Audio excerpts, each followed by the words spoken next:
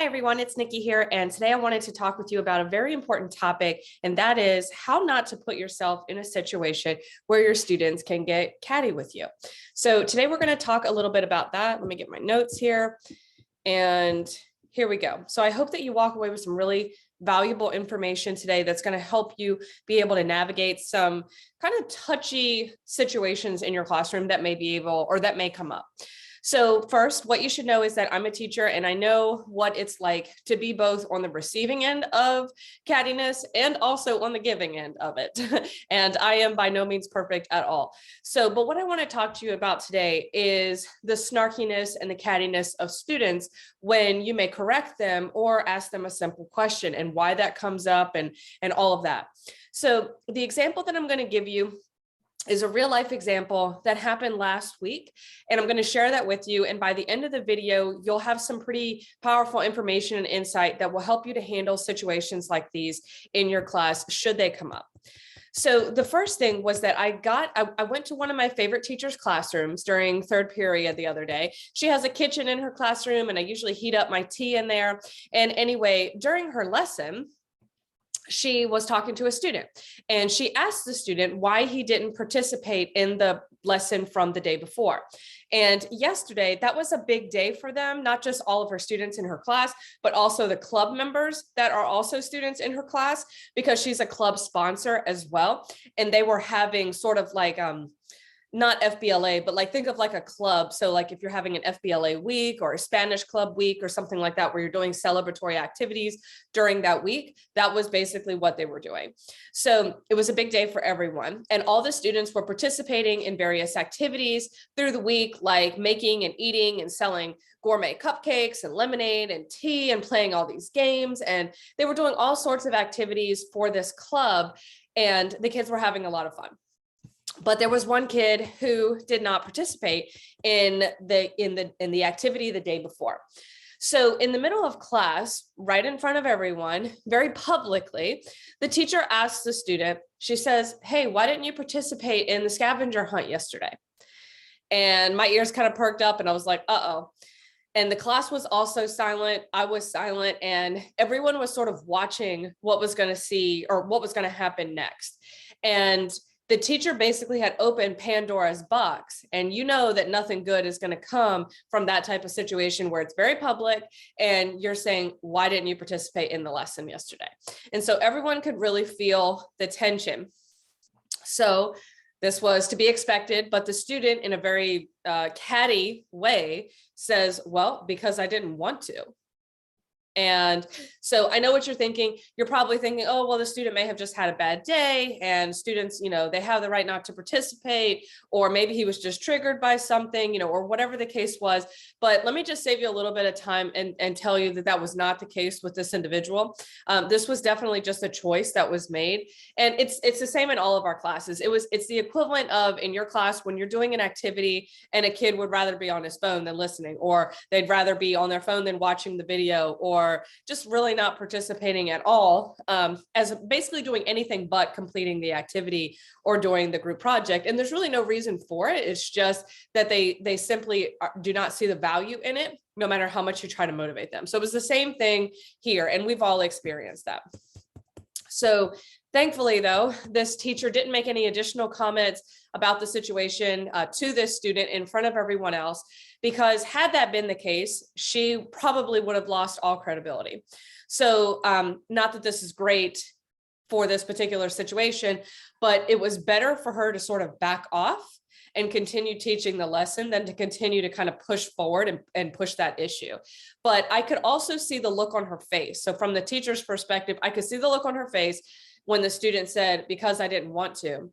And the look on her face basically said, I'm done. I'm done. I'm done. I'm done. And for her, the amount of work and time and money that this individual teacher puts into making her students have literally the best experiences in her class and walk away, not just with academic knowledge, but with real life skills and applicable practical advice is so unbelievable. And she always, shows up to school really early and stays really late. because she's, in there, she's baking, she's mixing, she's doing all this stuff, literally all from scratch, so that all of her students every single day can have an enriching experience, and also gourmet cupcakes and baked goods and all this stuff. And it's usually completely free and always on her own dime. So, and on her own dime and also on her own time. So I know exactly how she felt in that moment, and we all do as teachers. So let's go ahead and break this down and look at this from a different perspective, so that we're not setting ourselves up to be manipulated by our students. So the first thing is, and most of us know this, but it's tough in today's world when emotions are sometimes running very high, and we've got a lot of pressure and a lot of stress on us. So these things can happen, but these are some things to keep in mind so that they don't. The first thing is to handle matters privately. So Gen Zers in particular, they don't like to be called to the carpet. They don't like to be highlighted in front of everybody else. If they are highlighted in front of everybody else, typically, if it's in a very positive way, I try to get the permission of the student first before I highlight them in front of the class, because this generation is a little bit more reserved or a little bit more private. So if you're going to praise them publicly, oftentimes it's best to get their permission or to ask if it's okay to do this. However, if it's in a negative light, most definitely handle matters privately. So a conversation like the one that I told you above, or not above, but the conversation that I told you before, this one needs to be a one-on-one. And it needs to be away from everyone else so that you and the student can both be on the same page. If it's not, what's going to happen, and just like it happened in this case, is that the student is going to feel attacked. Why didn't you participate in the lesson? They're going to feel attacked, they're going to feel defensive, and they're more than likely going to give you a catty answer back. More often than not, they are going to give you a catty answer back. So you as a teacher, we all are, we're just setting ourselves up to be embarrassed in front of everyone and to lose credibility. And so in this particular situation, what I would have done is I would have handled it a little bit more privately and said, hey, can we chat for a second? And then I would go on to lesson number 2. So lesson number 2 is this: make statements as opposed to ask questions. So initially, don't ask questions to the particular student as like questions like, oh, why did this happen? Why didn't you participate in the activity? How did this occur? What happened? All those types of stuff. Don't ask those questions first. Start with a statement. And the reason why is because Gen Zers typically have a hard time processing these types of questions with why and what and how and when and all that kind of stuff. They have a difficult time processing those questions because for them, they're too open and they're too broad. So instead, make a statement. Instead of saying, why didn't you participate or do this activity? Instead, say this: hey, I noticed that you didn't participate in the activity yesterday. And then just pause, just leave it at that. Don't ask any more questions. Just let them feel the weight of that statement and then respond of their own volition. You're going to get far more out of your students this way. And you're also not giving them any room to give you a catty, manipulative answer. Lesson number 3 is this. Just like I did before in the example, keep your tone light. When you do this, it doesn't feel like you're attacking them or accusing them of doing something wrong. So this leaves room for you as the teacher to strengthen your relationship with the student and for them to develop a deeper level of respect for you, because you're showing that you care and that you're handling this in a very dignified, professional, unemotional way. So you're also training your mind to begin the conversation from a space of positivity and light and genuine concern, which all the students, or most students anyway, I don't want to say all, but most students are going to respond in a much sweeter way too.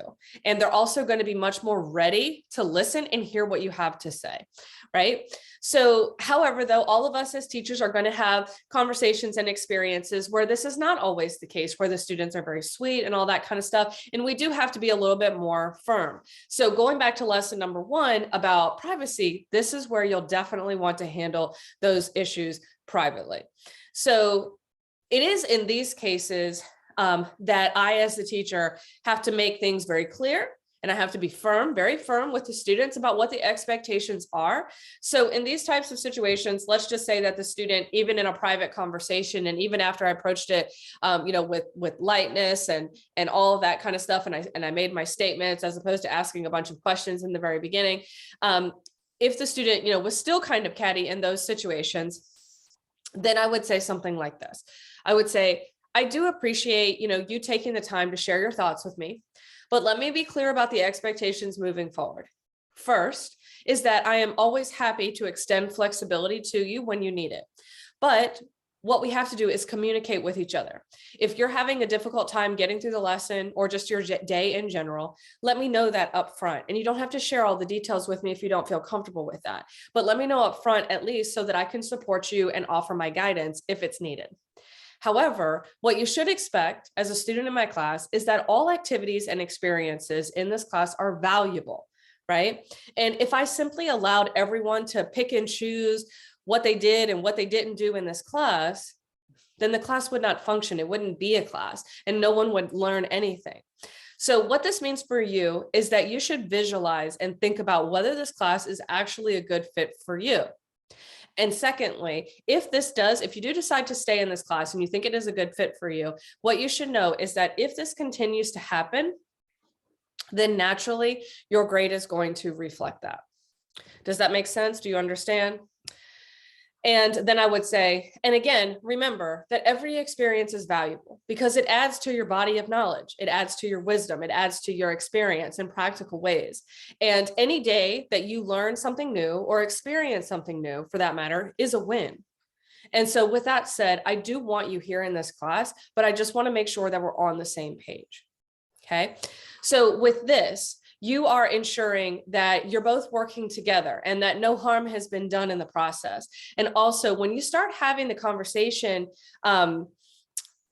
with the student, then that's when you can start asking more thoughtful questions. And when asking questions is more effective, like, hey, why do you think this occurred? And all that kind of stuff. So when you start with a statement and you get the student to kind of open up a little bit, then they're honest with you and all that, that's when you can start asking more thoughtful questions. And that's when those questions are definitely more effective because you've taken down that wall that they have up, that guard that they have up, and they've realized that they're safe with you. And that's a big thing with Gen Zers, is that they definitely want to feel safe. They're all about their safe spaces, right?